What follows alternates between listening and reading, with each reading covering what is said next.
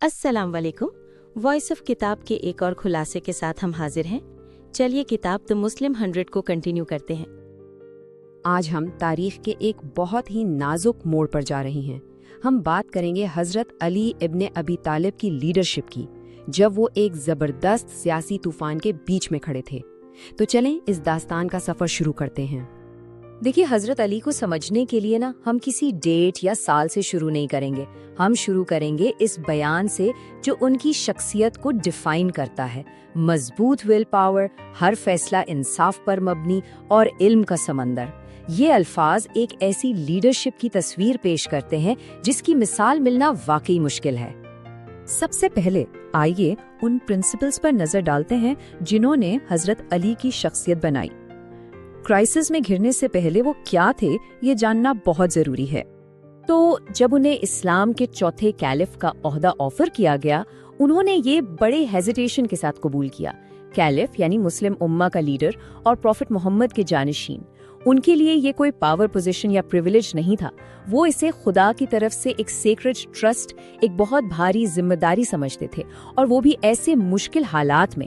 اسے قبول کرنا واقعی کوئی آسان فیصلہ نہیں تھا۔ ان کی لیڈرشپ کی بنیاد ان کوالٹیز پر تھیں: فیصلے ہمیشہ انصاف والے، زندگی ایک عام آدمی جیسی، اور سب سے زیادہ قریب غریبوں کے۔ انہوں نے کبھی کسی طاقتور کو غلط فائدہ نہیں اٹھانے دیا، اور کمزور کو ان کے عدل سے کبھی مایوسی نہیں ہوئی۔ یہی ان کی لیڈرشپ کا کوڈ تھا۔ اب ہم آتے ہیں اس بہت بڑے چیلنج کی طرف جس کا انہیں سامنا کرنا تھا۔ اب کہانی ان کی ذات سے نکل کر اس ٹوٹے ہوئے معاشرے کی طرف جاتی ہے جو انہیں ورثے میں ملا۔ سال ہے 656۔ تیسرے کالف حضرت عثمان کو شہید کر دیا جاتا ہے، اور اس ایک واقعے سے مسلم دنیا کا اتحاد بالکل پرا ہو جاتا ہے۔ یہی اس کہانی کا سینٹرل کانفلکٹ ہے۔ یہ ٹائم لائن ہمیں بتاتی ہے کہ حالات اتنے خراب ہوئے کیسے۔ پہلے کیلف عثمان اور باغیوں کے بیچ ٹینشنز بڑھیں، پھر ان کا قتل ہو گیا۔ اس کے بعد پورے مدینہ میں افراتفری، ایک کیوس پھیل گیا، اور اسی ماحول میں حضرت علی کیلف بنے۔ تو آگے بڑھتے ہیں اور دیکھتے ہیں کہ عہدہ سنبھالتے ہی حضرت علی کو کس فوری اور کہہ سکتے ہیں کہ ناممکن کشمکش کا سامنا کرنا پڑا۔ پہلے ہی دن سے حضرت علی کو ہر طرف سے سخت مخالفت اور عجیب و غریب ڈیمانڈز کا سامنا تھا۔ سوچئے ان پر کتنا پریشر ہوگا۔ کوئی بھی فیصلہ آسان نہیں تھا، کوئی بھی راستہ صاف نہیں تھا۔ ذرا اس سچویشن کو امیجن کریں۔ ان کے سامنے دو بالکل اپوزٹ ڈیمانڈز تھیں۔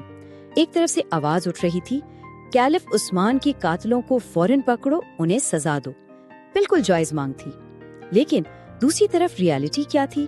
ریالٹی یہ تھی کہ وہی بغاوی، وہی انسرجنٹس ابھی بھی ریاست کے اندر موجود تھے، پوری اسلامک اسٹیٹ میں ہنگامہ کر رہے تھے۔ تو فوری ایکشن لینا پریکٹیکلی بہت ہی مشکل تھا۔ انگلش کا یہ کوٹ "He found himself caught between a rock and a hard place" ان کی اس صورتحال کو بالکل ٹھیک بیان کرتا ہے۔ مطلب آگے کنواں پیچھے کھائی، ایسی سچویشن تھی۔ اسی شدید پریشر اور سیاسی اتھل پتھل کا نتیجہ یہ ہوا کہ معاشرے کے اندر نئے الگ الگ گروپس بننے لگے جن کے اثرات صدیوں تک محسوس کیے گئے۔ پہلا بڑا گروپ جو سامنے آیا وہ شیعہ علی کے نام سے جانا گیا، مطلب علی کے حمایتی یا پارٹیزنز آف علی۔ یہ وہ لوگ تھے جنہوں نے کیلف کو سپورٹ کیا، اور پھر آگے چل کر انہوں نے اپنے الگ نظریاتی اور سیاسی مقاصد بھی بنا لیے۔ دوسرا گروپ تھا خوارج کا، یعنی اختلاف کرنے والے۔ یہ ایک ایسا سیاسی گروپ تھا جو اپنے علاوہ باقی سب گروپس کو گمراہ سمجھتا تھا۔ ان کے اس رویے نے مسئلے کو اور بھی زیادہ بڑھا دیا۔ اور یہ سمجھنا بہت ضروری ہے کہ یہ کوئی معمولی اختلافات نہیں تھے، یہ قبائلی دشمنی اور پولیٹیکل فیکشنلزم یعنی فرقہ پرستی کا آغاز تھا جو ایک ایسے اسکیل پر بھرے جو پہلے کبھی نہیں دیکھا گیا تھا۔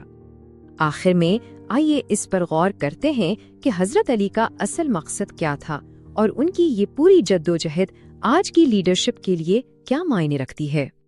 ان کا پورا فوکس اس بات پر تھا کہ سب گروپس کے ساتھ مل کر کام کیا جائے، بھلے ہی وہ ان کے رائیولز ہی کیوں نہ ہوں۔ ان کے لیے سب سے اوپر اسلامی اتحاد تھا۔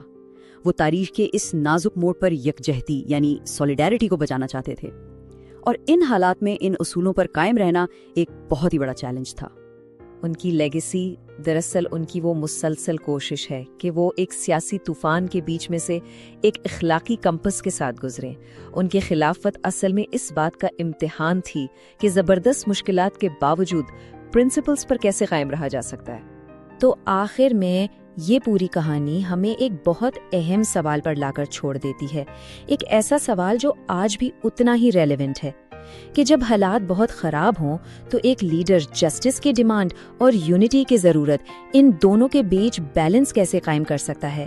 یہ ایک ایسی چیز ہے جس پر غور کرنا بہت ضروری ہے۔